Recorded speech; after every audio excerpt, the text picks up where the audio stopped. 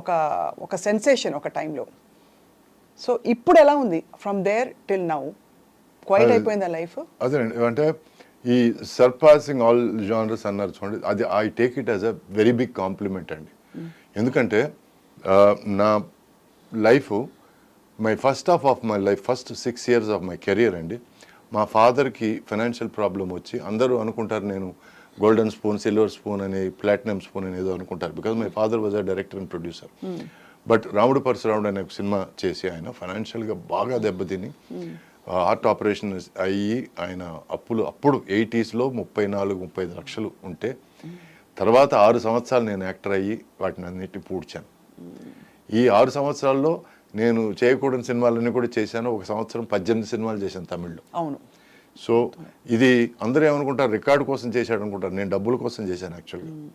And ఆ stage అయిపోయి కొంచెం ఫైనాన్షియల్గా నేను బెటర్ అవుదాం అనుకునే పరిస్థితిలో సడన్గా నాలో పురుగు ఏంటంటే, నేను ఓన్లీ లవ్ స్టోరీసే చేస్తున్నాను, నా కెరీర్ ఇంతేనా, సో ఇంతకు మించి నేనేం చేయలేనా. నేనేమనుకున్నానంటే ఫస్ట్ ఒక 2-3 years లవ్ స్టోరీలు, తర్వాత మెల్లగా ఫ్యామిలీ స్టోరీలు, ఆ తర్వాత ఏదైనా కొంచెం కామెడీ, కొంచెం యాక్షన్, ఇట్లా కొంచెం వైవిధ్యం చూపిద్దాం. ఎందుకంటే నేను యాక్టర్ అయింది to be an actor, not to be a star or hero or you know lover boy అవుదామనో, రిషి కపూర్ అవుదామనో, లేకపోతే వాట్ ఎవర్ అవుదామనో అనుకోలేదు. నేను wanted to be a full blown actor. ఎందుకంటే నేను పెరిగింది watching Dustin Hoffman, Robert De Niro, so ఇలాంటి గ్రేట్స్ చూస్తూ పెరిగాను నేను. So if I somewhere have the capacity to be a hero, ఎందుకంటే నా ఫస్ట్ సినిమా కూడా నేను ఎడిటింగ్ రూమ్లో, అంటే మా ఫాదర్కి ప్రాబ్లం వచ్చినప్పుడు నేను ఎడిటింగ్ అసిస్టెంట్గా చేశాను, అసిస్టెంట్ డైరెక్టర్గా చేశాను, డాన్స్ అసిస్టెంట్గా చేశాను. సో ఈ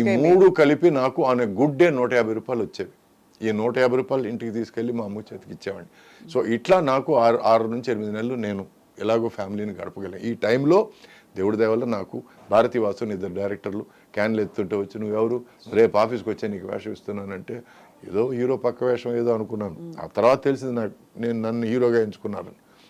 సో యథేచ్ఛగా వచ్చిన ఒక ఆపర్చునిటీ. నేను ఆ స్టేజ్కి వచ్చినప్పుడు ఇలాంటి వాళ్ళలాగా చేయాలి, ఇలాంటి వాళ్ళు చేసిన characters, Robert De Niro, Dustin Hoffman, ఈ పేర్లు చెప్పాను కదా, ఆల్ పచినో.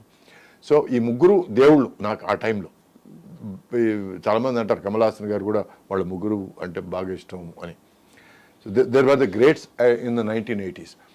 సో నేను అప్పులంతా మొత్తం మీద తీర్చేసుకొని ఇంక మనం కొంచెం రిలాక్స్గా ఉందాం, ఇప్పుడు డబ్బులు సంపాదించుకుందాం అనే టైంలో నాకు ఈ పురుగు స్టార్ట్ అయింది. నేను ఐఎమ్ గెటింగ్ స్టక్ లవ్ స్టోరీస్లో, so I need to do something else అని నా ప్రొడ్యూసర్ని పిలిచి వేరే కథలు ఏమన్నా ఉంటే చూద్దాం, ఫ్యామిలీ స్టోరీస్ కానీ కొంచెం ఏదైనా థ్రిల్లర్స్ కానీ ఏదైనా చూద్దామంటే, ఎందుకయ్యా నువ్వు బాగున్నావు కదా, సినిమాలు నువ్వు 10 రూపాయలు ఖర్చు పెడితే 12 రూపాయలు వస్తుంది, 2 రూపాయలు మాకు మిగులుతుంది, నువ్వు తింటావు మేము తింటావు అని ఇలా మాట్లాడారు తప్ప ఎవరు ముందుకొచ్చి నాకు దే రెఫ్యూజ్డ్ అండి.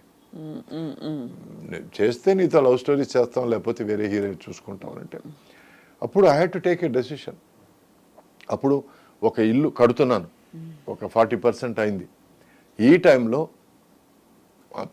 Common sense is okay fine, ఇంకో 2 సంవత్సరాలు ఇట్లాగే 2-3 సంవత్సరాలు గడుపుదాం, ముందు ఇల్లు చక్క పెట్టుకుందాం. బట్ నాకు కామన్ సెన్స్ అని ఏమి లేవు కదా అని చెప్పాను. నన్ను నువ్వు రిజెక్ట్ చేసినప్పుడు, వేరే దేనికి నేను పనికిరాను అనుకుని రిజెక్ట్ చేసినప్పుడు, నేను ఇంక నీ సినిమా చేయను అని ఇలా 11 సినిమాలు చేయలేదండి, 11 ఫిల్మ్స్.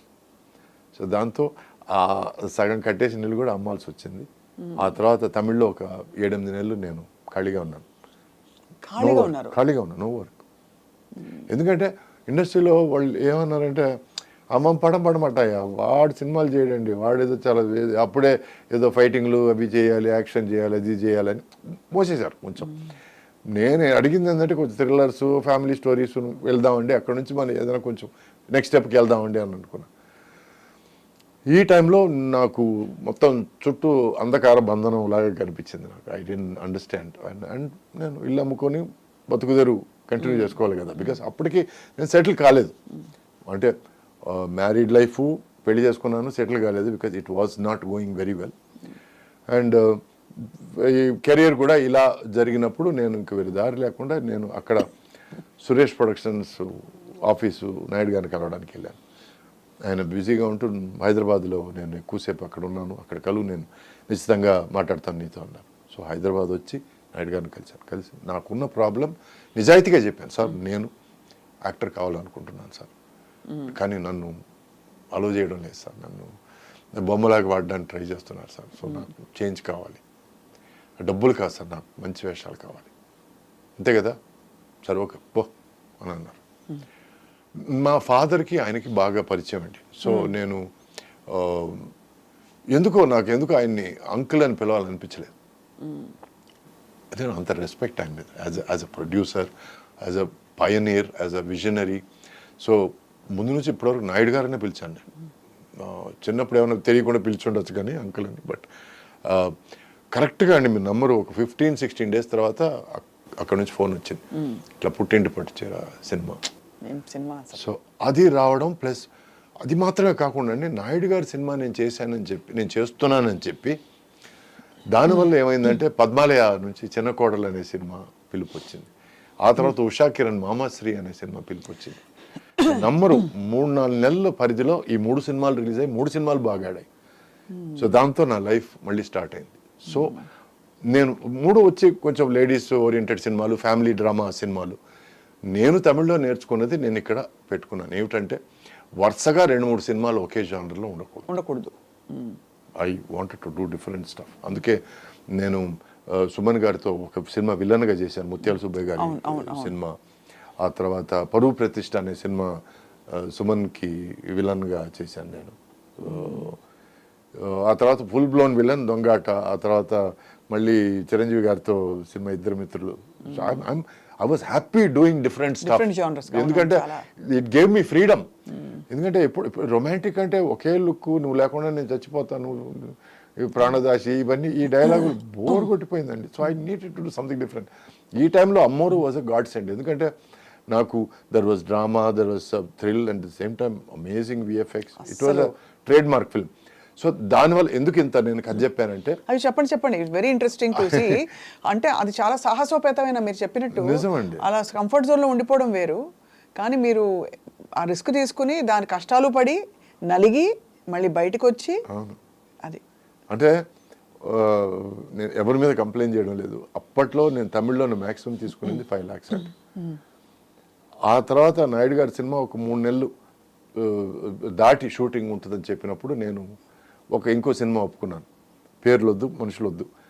బట్ ఆ సినిమా ఆయన నువ్వు హీరో అని అన్న తర్వాత నేను ఏదో న్యాయంగా ఏదో ఇస్తారనుకుంటే నాకు 5,000 ఆఫర్ ఇచ్చాడండి. 5,000 ఫస్ట్ డే షూటింగ్ అప్పుడు చెప్పిన విషయం అది. సినిమా మొత్తం అంటే ఏ బేసిస్ మీద అలా అన్నారు? అప్పుడు మీరు ఎలా ఫీల్ అయ్యారు? అంటే they based it on what 5,000 అనే రెమ్యూనరేషన్? అంటే నాకు ఒక అస్ట్రాలజర్ అప్పుడు అంతకుముందు పరిచయం అస్ట్రాలజర్, ఈ believed more in karma than astrology. So ఎవరైనా ఎందుకు చేస్తారంటే ఎనీ టైం నీకు భయంకరం దుర్భరమైన ఒక పరిస్థితి ఏర్పడింది అని అంటే that means you are paying for your past mistakes అని ఏదో మైండ్లో గట్టిగా పడిపోయింది. ఫస్ట్ డే షూటింగ్ తెలుగులో కాల్ పెడుతున్నాను నేను. ఆ టైంలో వచ్చి నేను I can't walk out of the film. సరే చూద్దాం అని, సరే సార్ మీ ఇష్టం సార్ అని చెప్పి నేను ఆ సినిమా చేశాను. 5,000 కూడా సినిమా రిలీజ్ అయిన 3-4 నెలల తర్వాత ఏదో $, ఏదో వచ్చింది. బట్ అప్పటికే నేను షూటింగ్లో ఉన్నాను. నేను నాయుడు గారి సినిమా షూటింగ్లో ఉన్నాను. ఆ సినిమాకి 40 రోజులు కష్టపడ్డాను. మామూలు కష్టం కాదు. అంటే అప్పటిదాకా డిలక్స్ రూమా, సూట్ రూమా అని మాట్లాడేవాడిని. ఒక 2-3 ఆర్టిస్టులతో ఒకే రూమ్లో ఉండి షూటింగ్ చేశాను. కరెక్ట్. అది మన సమాధాన పడడం చాలా కష్టం. Because somewhere you blame your self, నేను కరెక్ట్గా డెసిషన్ తీసుకున్నానా అంటే. అది ఆ నేర్పిన గుణపాఠం ఏంటంటే మనం కంఫర్ట్ జోన్లో ఇంతకాలం ఉన్నాము. నేను ఆ కంఫర్ట్ జోన్ వద్దని నేను డిసైడ్ చేసుకున్న తర్వాత ఇంత బ్యాడ్ టైం నేను చూస్తున్నానంటే ఏదో నిజంగా మంచి టైం ఏదో ముందుంది అనే ఒక చిన్న నమ్మకం, ఏదో ధైర్యం. బట్ అలాగే జరిగింది. అలాగే భగవంతుడి దయ వల్ల ఆ తర్వాత 3 సినిమాలు, ఆ సినిమా తర్వాత ఆ సినిమా పెద్దగా ఆడలేదు. అది ఆడదని కూడా తెలుసు. ఎందుకంటే ఖర్చు పెడితేనే సినిమా బాగుంటుంది. అది ఫ్రేమ్ మీద కనపడే దానికన్నా ఖర్చు పెట్టాలి. 2 ఇడ్లీలు అంటే 2 ఇడ్లీలే, 3వ ఇడ్లీ నేను ఇవ్వను. అనడం కాకుండా ఫ్రేమ్ ఈజ్ ఇంపార్టెంట్, దానికి ఖర్చు పెట్టాలి. సో ఆ సినిమా తర్వాత రిలీజ్ అయిన 3 సినిమాలు బాగా ఆడాయి. సో అందుకే నేను కర్మ సిద్ధాంతం గురించి నేను ఇంత చెప్పింది. Because every time life makes you struggle, that means you have to embrace it. ఇప్పుడు అట్ ఎనీ పాయింట్ అండి నాకు ఒకానొక పరిస్థితిలో ఇది ఎవరి తప్పు కాదండి, ముత్యాల సుబ్బయ్య గారి డైరెక్షన్లో ముత్యాల సుబ్బయ్య గారి సినిమా హీరోగా యాక్ట్ చేసిన తర్వాత రాజశేఖర్ హీరోగా నేను సాయి కుమార్ సైడ్ క్యారెక్టర్గా యాక్ట్ చేశాం. ఓ సినిమా ధర్మయుద్ధం అనే సినిమా. ఆ ధర్మయుద్ధం అనే సినిమాలో ఆయన మాట్లాడుతుంటే వెనకాల మేము ఇద్దరు నిలబడాలి. సో నేను క్యాజువల్గా అడిగాను, మేము ఉన్నామా, ఉంటే నిలబడతాం అని. అంటే నిలబడడానికే హీరో మాట్లాడుతున్నాడు కదా, నిలబడు, భుజం వస్తుందేమో.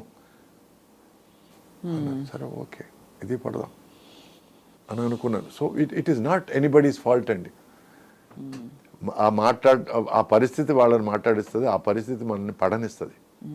బట్ నేను నాకు ఈక్వల్ క్యారెక్టర్ ఉంటుందని నమ్మి వచ్చాను అక్కడికి. బట్ వచ్చిన తర్వాత పరిస్థితి అది కాదు. కానప్పుడు గొడవలు పెట్టుకోవడం దేనికి? అది ఒక గుణపాఠంగా పెట్టుకొని ఇంకా నెక్స్ట్ జాగ్రత్త పడ్డం తప్ప మనం చేయగలిగింది ఏం లేదు. కానీ వాకౌట్ చేయాలని ఎప్పుడు అనిపించలేదు, గొడవ పెట్టుకోక్కర్లేదు. But can't you walk away from something that is not. నేను ప్రొడ్యూసర్ కొడుకునండి. సో ఒక ప్రొడ్యూసర్ కొడుకు అవతారం బయటకు వచ్చేసి యూ ఫీల్ అలా ఇంజస్టిస్ చేయకూడదు. ఇప్పుడు వాకౌట్ చేసేస్తే దానివల్ల నష్టం ఏమిటి, ఎంత నష్టం ఉంటుంది? ఎథికలీ చాలా ప్రొడ్యూసర్ కొడుకు కాకపోయినా మీరు కరెక్టే చెప్తున్నారు, కానీ ఆ థాట్ వస్తుంది కదా. ఎందుకంటే మీరు ఒక వెలుగు వెలిగిన హీరో కాదండి. ఇప్పుడు ఎవరైనా సరే తిరిగి నువ్వు అడ్వాన్స్ తీసుకున్నప్పుడు నువ్వు ఇవన్నీ నువ్వు పేపర్ మీద రాయించుకోలేదే అని అడిగితే నాకు సమాధానం ఉండదు కదా. ఉండదు, కరెక్టే, అంతే అంతే కరెక్ట్. సో నా జాగ్రత్త నేను పడలేదు, నేను నమ్మాను. ఆ నమ్మకం తప్పైంది, అది ఎవరి మిస్టేక్ కాదు. ఇప్పుడు ఒకవేళ డైరెక్టర్ అనుకోని ఉండొచ్చు, సురేష్ పరిస్థితి బాగాలేదు కాబట్టి ఒప్పుకున్నాడేమో అని అనుకోని ఉండొచ్చు. ఎందుకంటే ప్రొడ్యూసర్ కథ చెప్పాడు కదా, సురేష్కి తెలిసి ఉంటుంది ఏమో అని అనుకుని ఉండొచ్చు. లేదు ప్రొడ్యూసర్ వాడు సురేష్ ఇప్పుడు రేంజ్ అంతే అని అనుకోని ఉండొచ్చు. It could be any of those factors, but it is up to me to have been careful.